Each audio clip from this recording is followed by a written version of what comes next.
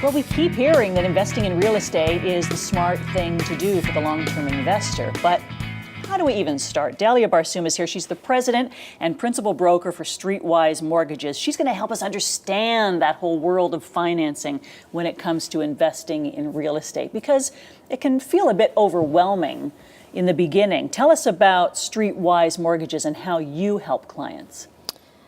Streetwise Mortgages is an award-winning mortgage brokerage. We are a boutique firm.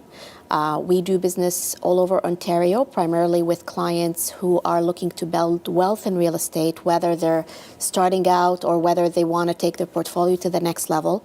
We help them develop a financing strategy. We also work with self-employed clients who have challenges, even primarily these days, getting a mortgage from the banks, yes. I hear that. And we also help clients who are going through a divorce or a separation from a financing standpoint. Yeah, because it can get a bit complicated. Yes. So, wow, it's good to have you there to help us work through that. How is mortgage financing for an investment property different than for a primary residence? Okay, so at the end of the day, it is a mortgage. However, the process is a bit different in the sense that it's a bit more complicated and involving. Lenders consider investment properties riskier compared to financing a primary residence. Do you think that's a valid concern? No, this is arguable. I actually think it's solid, and because you've got a tenant in the property who's paying the rent. And if you know how to manage that tenant and bring in great tenants, your mortgage will be paid. Versus with a primary residence, we all have to work to pay that mortgage. And if we lose our jobs, then, that, in my view, is a higher risk. So, but the lenders have a different view of investment properties, and therefore the process of applying for a mortgage to finance a rental property is a bit more demanding in the sense that there is a lot more paperwork involved.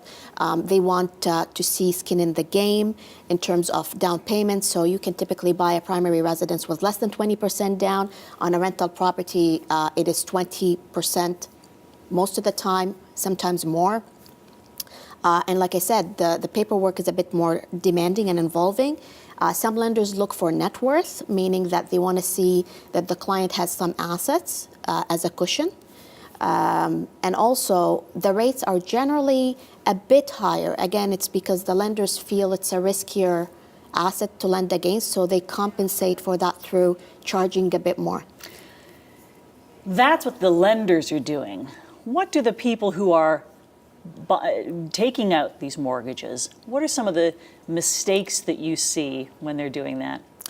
The biggest mistake that we see is that clients assume that they're going to get financing for a rental property at certain terms. So let's say they see a rental property, looks great, the realtor tells them this is what it's going to rent for, here are your taxes, here is your insurance, here is your mortgage payment, and then that mortgage payment is calculated based on certain assumptions, right? So they run the numbers, they go, this is a great investment property, the numbers look perfect. Then they go to the mortgage broker, and that's not necessarily the type of mortgage that they may get, which changes the numbers on the cash flow and the return on investment. So I see that happen often, and the way to avoid such surprises is to plan for your financing, so that before you even think about buying an investment property or taking out equity from an investment property, it's best to plan financing by speaking to a mortgage broker who can go over your your finances and then specifically say, here is the type of mortgage you're going to get on this type of property, here are what your numbers look like, so there is no doubt when it comes to... And you can hit the ground running. Exactly. You're ready to go when that opportunity presents itself. How do we contact you? Because we want to get in on this. Easy. There is a contact form on our website, www.streetwisemortgages, or clients can email us at info@streetwisemortgages.com.